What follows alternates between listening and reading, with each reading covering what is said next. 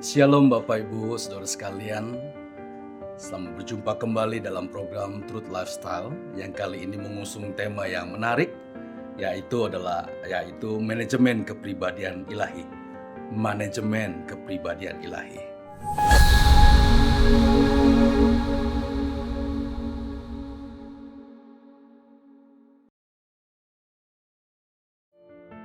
Mari kita berdoa.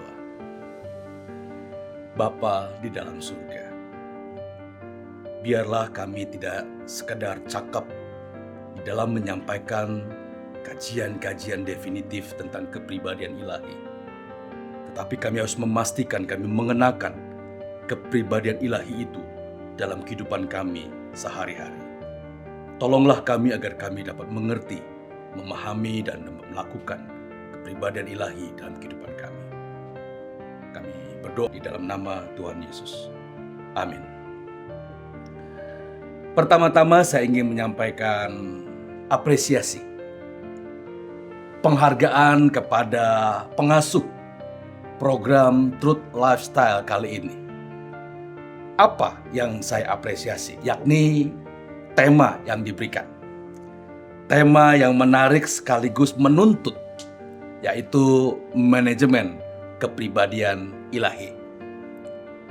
Jujur saudaraku, saya tidak pernah menyangka ataupun menduga bahwa para pengasuh program Truth Lifestyle ini merumuskan topik tentang manajemen kepribadian ilahi. Mengapa? Karena biasanya ketika kita membicarakan manajemen, pendekatan ini biasanya disematkan kepada sebuah kegiatan yang bersifat tangible atau berwujud. Jadi, pada umumnya pendekatan manajemen itu selalu didekati kepada program atau kegiatan yang konkret, yang terlihat, yang dapat dijalankan di lapangan. Nampaknya, diharapkan oleh para pengasuh program Truth Lifestyle agar pendekatan manajemen ini dapat juga menyentuh hal-hal yang bersifat intangible atau bersifat yang tidak berwujud atau yang batinnya. Nah, ini menjadi ada menghadapi kesulitan tertentu.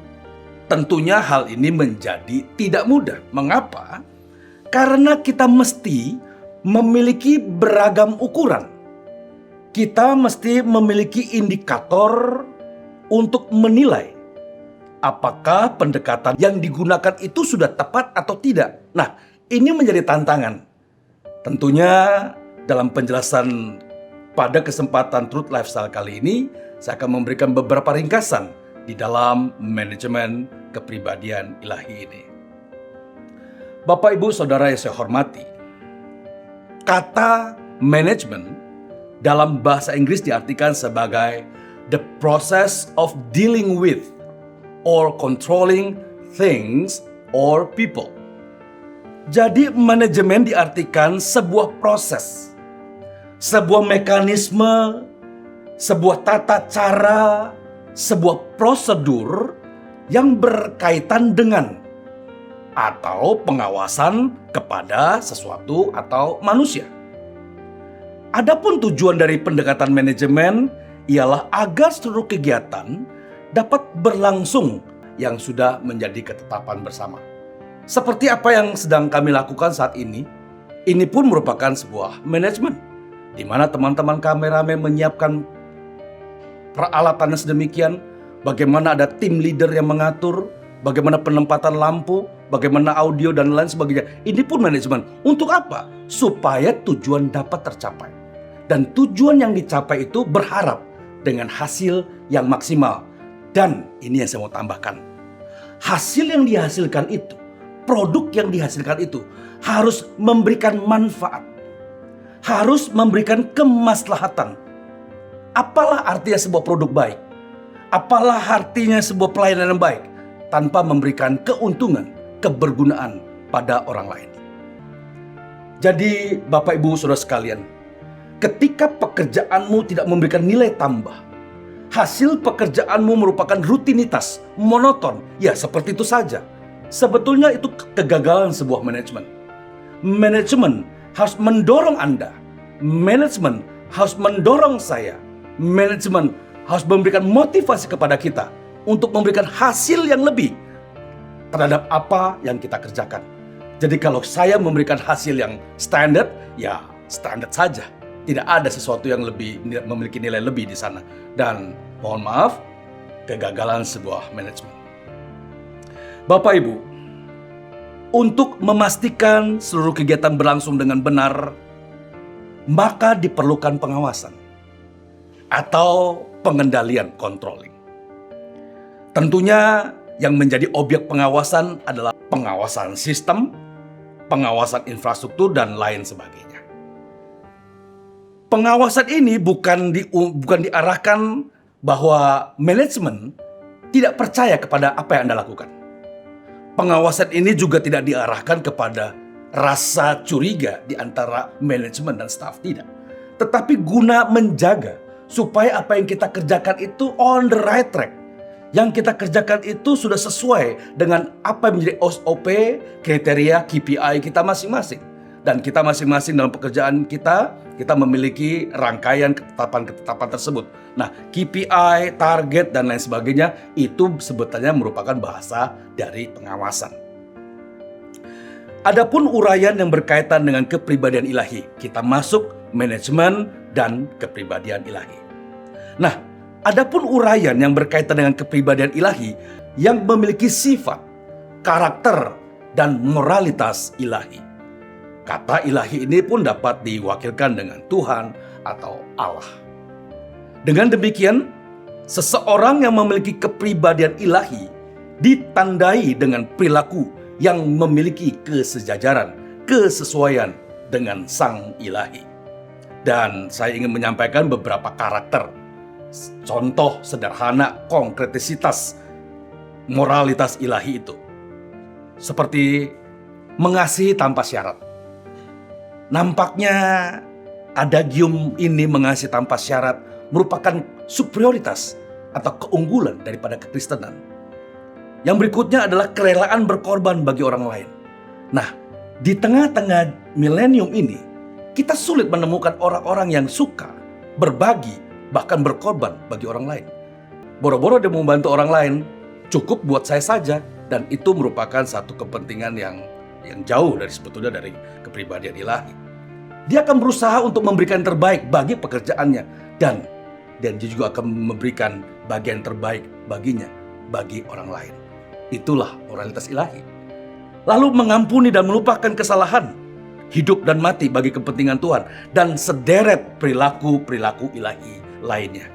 Tentunya perilaku-perilaku tersebut di atas tidak terbentuk, tidak dapat terjadi dengan sendirinya, tidak dapat terjadi dalam jangka waktu yang pendek, tetapi membutuhkan proses dan mekanisme yang ketat dan bertahap.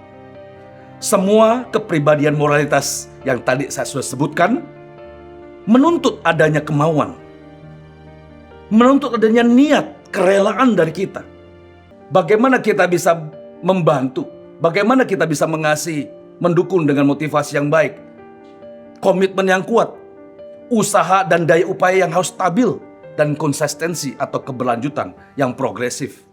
Sekali lagi, semua itu dikerjakan dalam satu mekanisme atau proses kerja yang bertahap, proses kerja yang progresif dan konsisten. Bagaimana jika kepribadian ilahi ini didekati dengan manajemen? Saudaraku, manajemen kepribadian ilahi selalu diawali oleh adanya kebutuhan yang mendesak.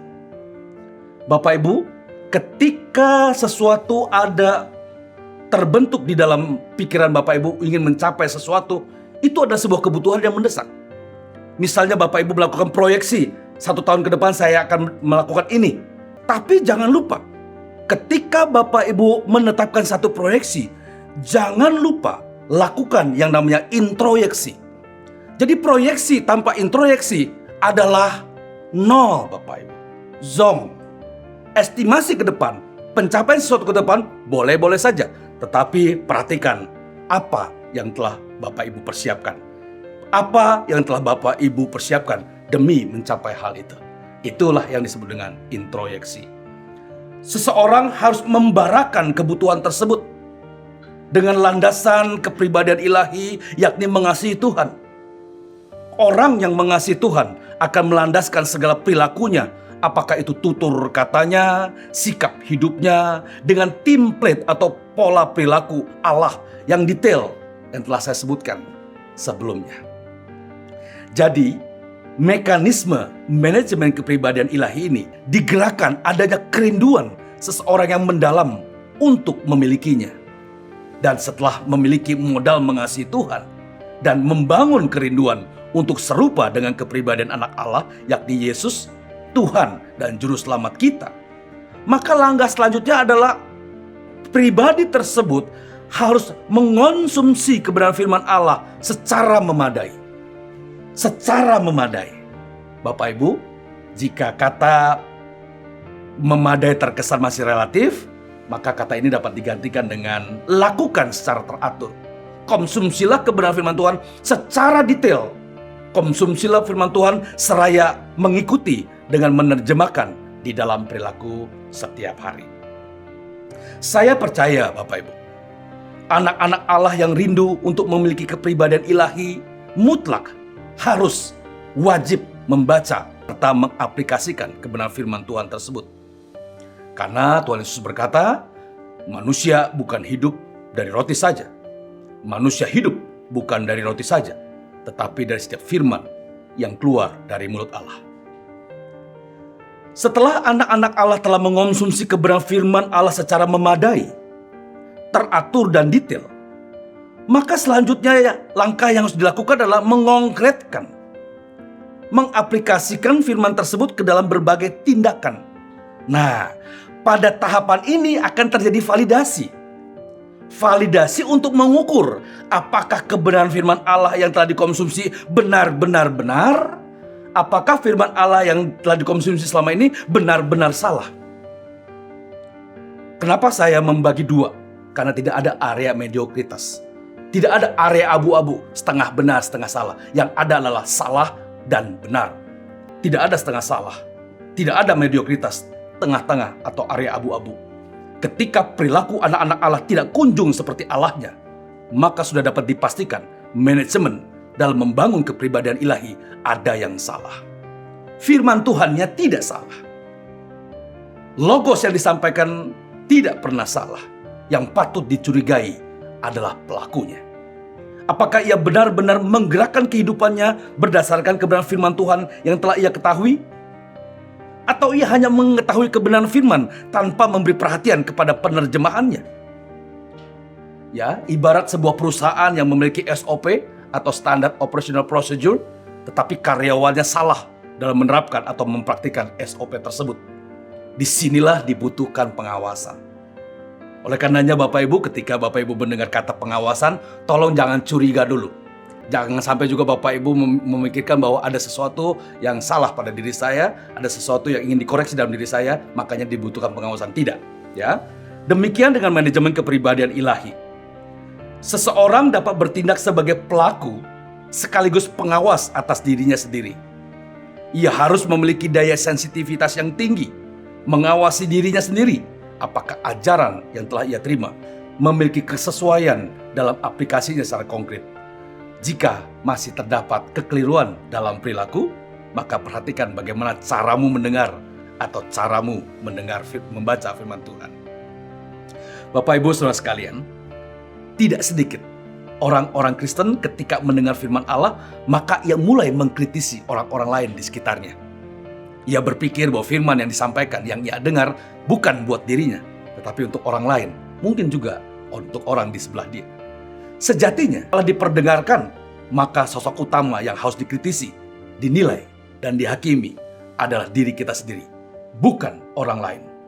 Ketika mekanisme manajemen kepribadian ilahi ini dilakukan secara sistematis, mulai dari membarakan adanya kebutuhan, ia mengonsumsi kebenaran firman Allah dan mengongkretkan secara benar, seraya dibarengi dengan pengawasan yang ketat, niscaya kepemilikan kepribadian ilahi akan berkembang, akan bertumbuh, berakar dan berbuah dan berkesinambungan Seperti pernyataan Alkitab yang terdapat dalam Injil Lukas 2 ayat 52, Yesus semakin bertambah besar, bertambah hikmatnya, dan besarnya, dan makin dikasihi oleh Allah dan manusia. Jika pertumbuhan keilahian Yesus mengikuti mekanisme atau manajemen yang bertahap dan ketat, maka aturan tersebut juga berlaku bagi kita semua. Yesus tidak langsung jadi besar, tetapi berangsur-angsur besar. Ada mekanisme, Yesus tidak kunjung berhikmat, tetapi bertambah hikmatnya, menunjukkan adanya proses tumbuh kembang. Yesus yang bertambah besar, dewasa, dan berhikmat inilah yang menjadikan ia memiliki kepribadian ilahi yang menarik perhatian Allah dan juga menarik perhatian manusia. Perhatikanlah saudaraku, tema manajemen kepribadian ilahi ini harus berlangsung dalam kehidupan setiap anak-anak Allah sejak dini. Jika terlewatkan, maka mulailah sejak sekarang. Selamat berjuang. Tuhan Yesus memberkati. Amin.